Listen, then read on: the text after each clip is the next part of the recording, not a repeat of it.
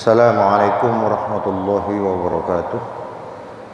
Bismillahirrahmanirrahim. Qala al-musannif rahimahullahu ta'ala wa nafa'ana bihi wa bi'ulumihi fid dharain amin ya rabbal alamin. Qala rabbi shrah li sadri wa yassir li amri wa hlul 'uqdatam min lisani yafqahu qawli. Qala la ilma lana illa ma 'allamtana innaka antal alimul hakim wa tub 'alaina innaka antat tawwabur rahim. Hadratal mukarramin, segenap para alim, para ulama, bapak-bapak, ibu-ibu, jemaah Masjid Agung Al-Ikhlas yang semoga senantiasa dimuliakan oleh Allah Subhanahu wa taala. Alhamdulillah, puji syukur kehadirat Allah Subhanahu wa taala, pada malam hari ini kita kembali dapat melanjutkan kajian kita kitab Daqaiqul Akhbar, yang mana pada malam hari ini kita masih melanjutkan bab yang ke-15, yaitu tentang proses keluarnya ruh dari badan, yang insyaallah malam ini mudah-mudahan selesai, sehingga kita pada kesempatan yang akan datang kita sudah bisa masuk ke bab yang ke-16. Sebagai flashback kepada kita semua, bahwasanya pembahasan sebelumnya kita telah sampai pada pembahasan tentang bagaimana ketika orang yang meninggal itu adalah orang yang beramal jelek ketika di dunia, maka dia akan diberi pakaian dari api oleh Allah Subhanahu wa taala dan tertolak ruhnya untuk sampai ke langit ketujuh. Ini masih kelanjutannya. Tsumma ya'tihi rajulun qabihul wajhi. Jadi ketika orang yang su'ul khotimah ini telah dipendam di dalam tanah, maka akan datang kepadanya seorang laki-laki yang wajahnya jelek, muntinur rihi, serta berbau busuk. Fayaqulu, kemudian laki-laki yang bermuka jelek dan berbau busuk ini berkata, jazakallahu syarran, semoga Allah membalasmu kejelekan. Fa wallahi ma amiltah bal kunta bati'an anit ta'ati. Demi Allah, kata laki-laki itu, kamu tidak pernah melakukan kebaikan, bahkan kamu bati'an anit ta'ah, ketika hidup di dunia itu jauh dari ketaatan, wasari'an fi maksiatillah, dan justru segera ketika pada urusan maksiat kepada Allah. Kamu itu ketika di dunia ibadah tak mau, ada panggilan azan santai-santai, diajak pengajian tidak mau, tapi kalau diajak karaokean cepat. Nah, seperti itu kira-kira. Fayaqulu, mendengar pernyataan itu kemudian mayat ini berkata, man anta ra'aitu ma ra'aitu fid dunya aswa'um minka. Kamu siapa? Selama aku melihat, aku tidak pernah melihat yang seperti kamu itu di dunia. Fayaqulu, maka kemudian laki-laki itu berkata, ana amalukal khabisu, aku ini adalah amal kejelekan. Jadi kesimpulan dari pembahasan sebelumnya, orang di dalam kubur itu nanti yang menemani dia itu adalah amalnya. Ketika dia orang husnul khotimah, maka temannya di dalam kubur itu berwujud, dari amal kebaikannya itu berwujud seperti orang yang sangat ganteng, melayani terhadap orang di dalam kubur itu. Tetapi sebaliknya, ketika dia orang yang jahat, su'ul khotimah, maka yang akan menemani juga amal jahatnya yang berwujud laki-laki jelek itu, yang bukan menolongnya tapi justru makin mencelakakannya dan mendoakan tidak baik kepadanya. summa yuftahu lahu babun ilan nari. Kemudian dibuka oleh Allah satu pintu dari api neraka itu, fayantadiru ila maq'adihi finnar. Dan orang di dalam kubur itu akan melihat dari tempat duduknya itu terhadap neraka. Nanti di neraka dia posisinya di sebelah mana? Itu ditampakkan oleh Allah Subhanahu wa taala. Fala yazalu kadzalika hatta taqumus saah, dan itu tidak akan berubah. Dia selalu memandang, selalu melihat tempatnya di neraka itu dengan rasa ketakutannya. Jadi di dalam kubur kita telah ditunjukkan di mana tempat kita nanti. Kalau di surga, surganya di posisi mana, surga keberapa. Kalau di neraka, ya neraka keberapa, sebelah mana, blok mana.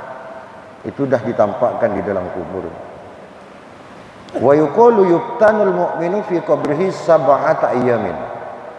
Dan dikatakan pula yuftanu, akan difitnah, akan ditanyakan al-mu'minu, siapa seorang yang beriman, fi qabrihi, di dalam kuburnya, sab'ata ayyamin, itu selama 7 hari. Jadi di riwayat ini dijelaskan kalau orang yang beriman seperti kita ini nanti meninggal, akan ada pertanyaan dari malaikat di dalam kubur itu selama 1 minggu. Wal kafiru arba'ina yauman, sedangkan orang kafir itu selama 40 hari. Wala Nabi alaihi salatu wassalam, man mata yaumal jum'ati amanahullahu ta'ala min fitnatil qabri.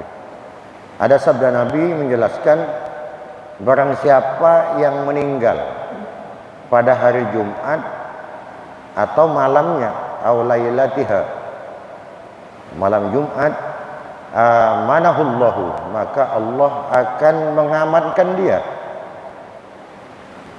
min fitnatil qabri, dari fitnah kubur. Artinya orang yang meninggal pada hari Jumat atau malam Jumat, maka itu dipastikan dia tidak akan dapat siksa kubur, Pak. Itu satu keistimewaan orang yang meninggal pada hari atau malam Jumat. Karena ada hadis sahihnya. Memang itu hadis dari Rasulullah. Di kitab-kitab hadis, baik itu di Sahih Bukhari, Sahih Muslim, Musnad Tirmidzi, dan kitab-kitab yang lain, itu dijelaskan hadis itu ada bahwa orang yang meninggal hari Jumat atau malam Jumat itu adalah orang yang terbebas dari siksa kubur. Namun fenomenanya kadang kita kan melihat begini. Ya, kalau orang yang ahli ibadah kesehariannya kita lihat ketika hidup di dunia, ahli ibadah, ahli puasa, ahli sedekah, kemudian dia meninggal Jumat, kita mungkin tidak akan begitu heran. Tetapi terkadang ada orang yang kita lihat kehidupan dia di dunianya ini berandal, tak pakai sholat, tak pakai, tiba-tiba meninggal hari Jumat atau malam Jumat. Nah, gimana itu? Itu sesungguhnya Allah ingin mengajarkan kepada kita bahwa apa yang kita lihat dengan mata kepala kita ini belum tentu itu satu kebenaran. Artinya, ketika Allah berkenan terhadap seseorang itu akan diampuni di masa akhir hayatnya, bisa saja Allah itu kemudian memberi hidayah kepadanya yang kemudian dia mati dalam keadaan beriman. Tetapi kita juga, meskipun yang ahli ibadah hari ini kita juga belum ada jaminan bahwa kita ini akan meninggal dalam keadaan husnul khotimah. Logikanya seperti itu, Pak. Kenapa? Karena kita hidup di dunia ini, siapapun kita ini, pertaruhannya adalah ketika nazak terakhir kita mengeluarkan ruh kita ini. Apakah kita selamat atau tidak? Ada satu kisah di dalam kitab Usfuriyah. Suatu ketika Nabi Musa itu diperintah oleh Allah Subhanahu wa taala, Musa, kamu datang satu kampung di sebelah kampung kamu itu, di sana ada waliku, kekasihku, kata Allah. Dia sekarang dalam keadaan meninggal sudah. Cuman masyarakatnya di situ itu tidak ada yang mau mengkifayahkan orang itu. Memandikan tidak mau, mengkafankan tidak mau, menguburkannya juga tidak mau masyarakatnya. Bahkan mayatnya kekasih Allah ini dilemparkan ke tempat kotoran binatang. Akhirnya Nabi Musa karena mendapat wahyu dari Allah itu didatangi oleh Nabi Musa. Ketika datang di kampung itu ditanya sesuai mimpi itu. Kemudian dijelaskan, apa kata orang kampung? Musa, untuk apa kamu mencari orang itu? Dia adalah orang yang fasik. Dia mengaku Islam tapi ibadah tak mau. Bahkan dosa yang selalu ia lakukan. Setiap malam kerjanya dia di kafe, di tempat pelacuran. Mendengar cerita masyarakat kampung, satu kampung seperti itu, Nabi Musa ini ragu nih. Jangan-jangan ini bukan wahyu yang datang denganku.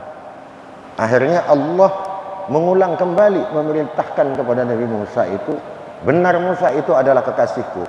Kau layani itu, mayat itu. Kau selenggarakan kifayahnya dengan baik. Akhirnya setelah selesai dikifayahkan oleh Nabi Musa, kemudian Nabi Musa mencari ahli warisnya. Ketemulah dia dengan istrinya. Didatangi istrinya, ditanya keseharian dari suaminya itu. Dengan sambil menangis, sang istri ini bercerita kepada Nabi Musa, ya Nabi Allah Musa, ketika masyarakat mengatakan bahwa suamiku itu orang fasik, betul. Karena keseharian yang ia lakukan adalah tidak menampakkan dia kalau siang berjemaah ke masjid, tidak. Malam dengarkan pengajian seperti ini, ya tidak. Kan kalau malam ke kafe, ke tempat pelacuran, setiap malam. Tetapi ketahui Nabi Musa bahwasanya suamiku setiap malam ke tempat pelacuran, bukan dia datang untuk melacurkan diri, dia bukan. Rupanya siang dia bekerja di luar kampung dia ini. Jadi masyarakat tidak pernah melihat dia berjemaah ke masjid. Bekerja cari uang. Ketika malam dia datang ke pelacuran, apa yang dilakukan, Pak? Dikontrak pelacur malam itu tuh. Berapa bayaran kamu biasanya kalau di apa namanya itu biasanya? Jadi kontrak. Misalnya 5 juta misalnya atau 1 juta. Nah, kalau 1 juta ini aku bayar ya. Jadi 1 juta ini udah aku bayar ini, jangan kamu lagi melacur malam ini. Karena udah aku bayar kamu ini. Udah dibayar. Tapi tidak diapa-apakan perempuan itu. Besok malamnya gitu lagi. Siangnya kerja, malamnya itu membebaskan pelacur biar tidak berzinah malam itu. Setiap malam ia lakukan. Ketika mendengar cerita istrinya inilah kemudian Nabi Musa baru, oh iya ini betul, ini adalah kekasih Allah. Dan itu sulit kita untuk melakukan hal-hal seperti itu, Pak. Artinya apa? Kita jangan mudah memvonis, menilai, menghina orang lain. Jangan pentang-mentang kita ahli sholat, ahli puasa, kemudian kawannya apa? Coba lihat aku nih. 5 waktu aku lihat aku puasa, engkau tidak boleh. Kita sama dia tidak tahu. Yang terpenting itu adalah kita sama-sama mendoakan, mudah-mudahan kita sama-sama husnul khotimah, karena sama kita semua ini mencari ridho Allah Subhanahu wa taala. Jadi sesuai hadis ini kembali kepada pembahasan bahwasanya orang yang meninggal hari Jumat atau malam Jumat itu akan terbebas dari siksa kubur. Wa fil khabar, dan di dalam sebuah hadis dijelaskan, an Abi Umamah Al-Bahili radhiyallahu anhu, dari Abu Umamah Al-Bahili, idza tawaffar rajulu, ketika meninggal seorang laki-laki,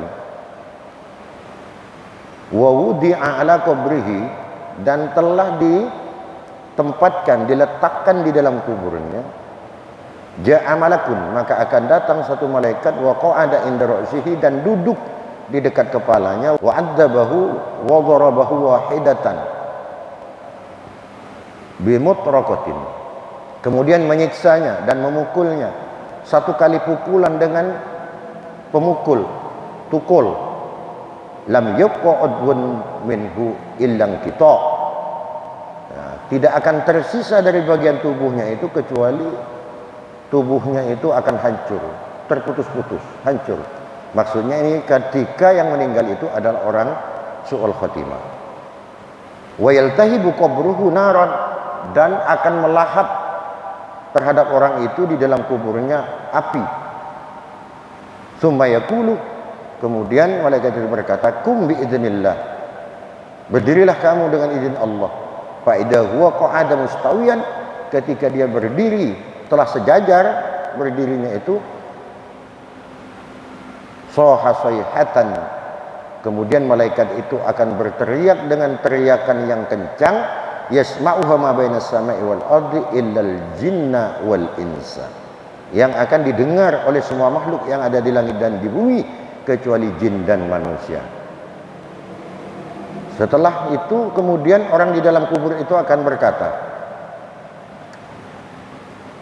yaqulu lil maliki lima fa'alta hada wa lima tu'adzibani, kenapa kau lakukan ini? Kata orang dalam kubur tadi kepada malaikat, kenapa kamu menyiksa aku? Faqad kuntu uqimas sholata, padahal ketika aku di dunia aku sholat, aktif sholat aku. Wa uaddiz zakata, aku juga menunaikan zakat. Kata orang yang dalam kubur ini, wa asumu syahra ramadhana, aku juga puasa ketika di bulan Ramadan. Mendengar pertanyaan ini, kemudian fayaqulu, menjawab malaikat, u'adzibuka bi annaka bimadlumin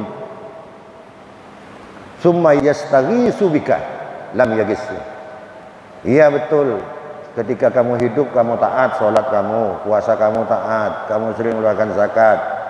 Tapi sayang, kata malaikat, ketika kamu hidup di dunia ada saudaramu yang membutuhkan pertolongan, yang lagi dizalimi orang, dianiaya orang, kamu tenang gak diam, tidak berusaha melerai atau mendamaikan dari mereka.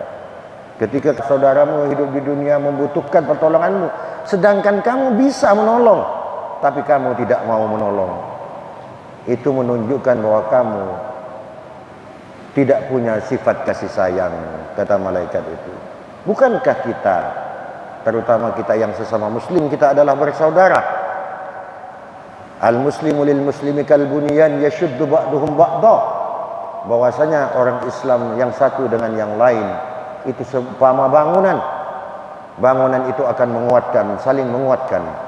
Tidak mungkin ada atap tanpa adanya kasau, tanpa adanya tiang.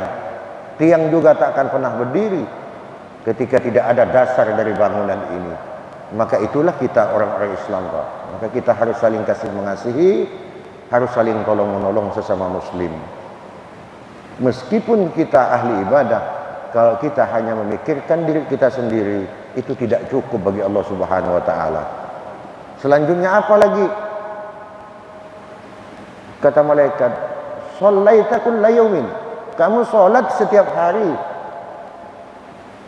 Tetapi lam tatanazzah min baulik, tetapi kamu kalau kencing kau sering tak dicuci. Dua, meskipun kita ahli ibadah, ahli puasa, kalau dua ini dilakukan, maka itu nanti malaikat tetap akan menyiksa kita di dalam kubur. Maka mudah-mudahan kita semua bisa menghindari ini. Banyak hadis yang menjelaskan bahwa orang kencing berdiri, kencing yang tak dicuci, itu yang menyebabkan banyak siksaan di dalam kubur itu.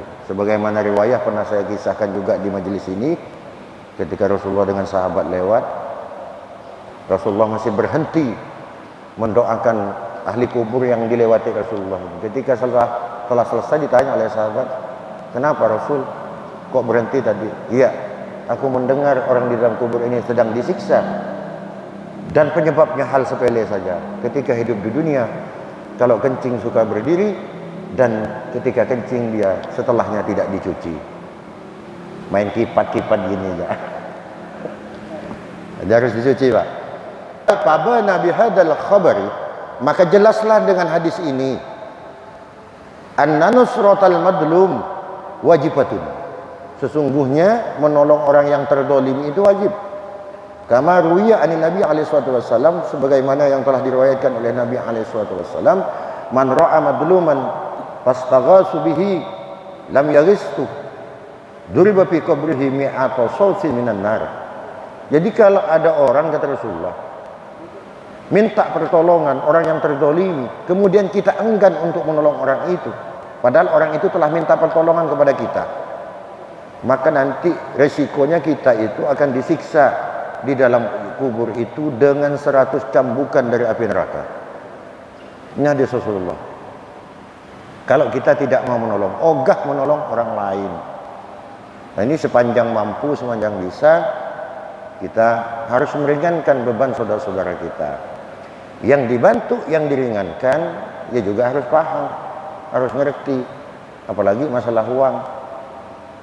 Ke kawan kita minjam nggak duit lo 1 juta seminggu, aku bayar insya Allah. Nah, seminggu tidak ada kabarnya. Artinya yang menolong dan yang ditolong harus saling paham. Kalaupun seminggu yang kita janjikan belum kita bisa melunasi itu, paling tidak ada kabarnya. Maaf kawan ya, aku janji seminggu untuk melunasi, tapi ternyata meleset nih, aku belum dapat duit, aku minta tempo lagi lah. Nah, itu kan bagus seperti itu. Artinya seperti itu, harus saling menolong. Selanjutnya, waruwiya anis salatu wassalam, diriwayatkan oleh Nabi SAW, arba'atu nafarin ya'ti bihimullahu yawmal qiyamati ala manabirin min nur wa yudkhiluhum fi rahmatihi. Ada 4 golongan, kata Rasulullah, nanti pada hari kiamat itu Allah akan memberinya kendaraan mimbar-mimbar yang terbuat dari cahaya. Wa yudkhiluhum, dan akan memasukkan mereka fi rahmatihi, di dalam golongan yang mendapat rahmah, yang mendapat kasih sayang Allah Subhanahu wa taala. Jadi nanti dari bangkit kubur sampai ke padang mahsyar, sampai ke Shiratal Mustaqim, nanti dia punya kendaraan. Kendaraannya adalah mimbar yang diberikan Allah yang terbuat dari cahaya. 4 golongan ini. Siapa 4 golongan ini? Dijelaskan oleh Rasulullah. Kila man ulaika ya Rasulullah. Ditanya oleh sahabat, siapa yang 4 golongan ini ya Rasul? Faqul alaihissalam, maka Rasulullah menjawab, man asba'a ja'ian, barang siapa yang pertama, orang yang suka mengenyangkan orang yang lapar. Jadi ada saudara kita kelaparan, kasih makan. Maka tradisi ulama itu, Pak, kalau di Jawa, di Madura, kalau saya dulu masih mondok, saya melihat kalau guru saya itu kedatangan tamu misalnya. Jadi guru saya itu tidak akan pernah mengizinkan tamunya itu untuk pulang sebelum dia dikasih makan. Itu amalan guru saya itu. Jadi kalau di Jawa, di Madura, kiai-kiai seperti itu biasanya. Mungkin ini, hadis ini yang diamalkan gitu. Jadi mengenyangkan orang yang lapar ketika hidup di dunia, nanti pahalanya akan diberi mimbar yang terbuat dari cahaya oleh Allah, yang akan mengantarkannya ke padang mahsyar meniti Shiratal Mustaqim. Yang kedua, au jahaza ghazian fi sabilillah, atau orang yang membantu ketika ada perang sabil, jihad. Membantu apanya? Perbekalannya atau apanya? Nah, itu. Karena orang jihad ini adalah satu amalan yang beda dari yang lain, Pak. Bahkan kalau mati tak boleh dimandikan, tak boleh dikafani seperti kita, harus dipendam dengan pakaiannya yang ada. Seperti yang terjadi, pernah saya ceritakan di kasus perang Uhud di zaman Rasulullah pada tahun ketiga Hijriah 77. dari syahid di perang Uhud itu 2013 kemarin itu terjadi banjir bandang di Madinah, yang kemudian mayat-mayat itu terangkat dari dalam kuburnya. Ketika diangkat, termasuk paman Rasulullah yang bernama Hamzah bin Abdul Muthalib, ketika diangkat darah menetes. 14 abad, 1400 tahun sudah, ketika diangkat darahnya masih menetes. Itu fakta. Itu orang yang mati syahid. Maka kita membantu dalam rangka perang perang membela agama Allah ini. Kita nanti juga akan dihadiahi oleh Allah dengan mimbar terbuat dari cahaya. Yang ketiga, a'ana dha'ifan, yaitu orang yang menolong orang yang lemah, yang madlum tadi yang dijelaskan di depan. Sama. Yang keempat, aghasa malhufan, yaitu juga sama, menolong orang-orang yang membutuhkan. Ada saudara kita butuh bantuan, minta tolong. Saudara kita minta tolong ngangkat apa kan? Bantu. Sekecil apapun bantuan itu akan bernilai di sisi Allah Subhanahu wa taala. Selanjutnya, waruya an Anas bin Malik radhiyallahu taala anhu annahu qala idza wudi al mayyitu fil qabri, ketika satu mayat itu diletakkan di dalam kubur, wa uhilat turab, dan tanah telah diratakan alaihi, di atasnya, yaqulu ahluhu wa auladuhu wa sayyidahu wa syarifahu, kemudian di atasnya ini kita yang keluarga ini, temannya, anak, istrinya, di atasnya itu akan berkata, wa sayyidah, wahai tuan. Kan kadang gitu, orang kan kalau yang orang mulia di dunia, kiai, ustadz, habib, syarif misalnya, kan dipanggil. Gelar ketika di dunianya dipanggil. Wahai kiai fulan, kan disebut. Jadi kemuliaannya disebut. Karena menyebut inilah orang yang di atas kubur ini, fayakulul malaku al-wakkalu. Kemudian malaikat yang ada dalam kubur ini dengan mayat ini berkata, apa katanya? Atas ma'u ma yakulun, kamu dengar tak apa yang dikatakan oleh keluarga kamu itu? Istri kamu, anak kamu, teman kamu, anak buah kamu, dengar tak? Fayakulu na'am. Kemudian jasad ini, mayat ini akan berkata, na'am, iya aku dengar. Fayaqulu a'anta kunta syarifan, apakah kamu ketika di atas dunia itu orang mulia? Tanya oleh malaikat itu. Fayaqulul abdu, kemudian dia menjawab, hum yaquluna dzalik, mereka yang menggelar aku kiai, ustadz, tuan, toke dan sebagainya. Mereka, bukan aku. Mereka yang memanggil aku seperti itu. Kata dia, dijawabnya begitu oleh mayat itu.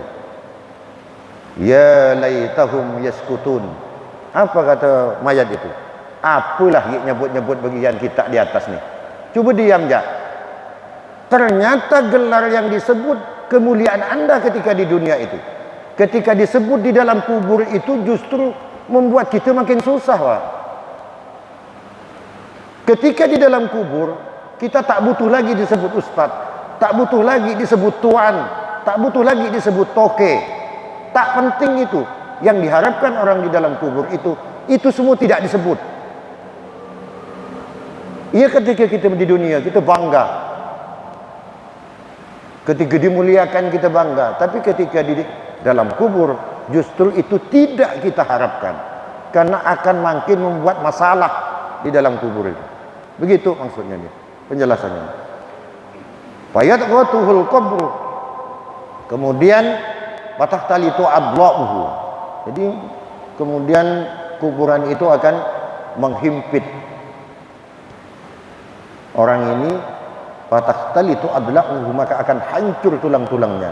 Wa yunadi fi qabrihi wa 'azama wa adalla maqama, ada panggilan di dalam kubur, wahai orang yang diagung-agungkan, hei kau yang hidup di dunia, kau diagung-agungkan itu.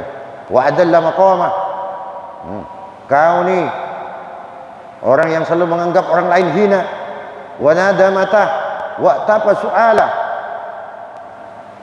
Ketika di dalam kubur itu semuanya itu akan jadi masalah untuk dia nih.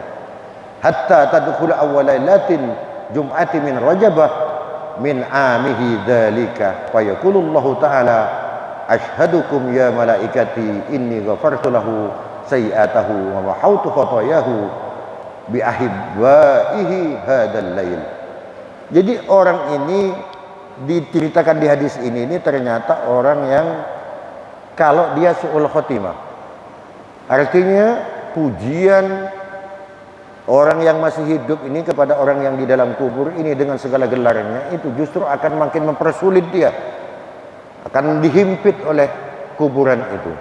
Tapi ada ternyata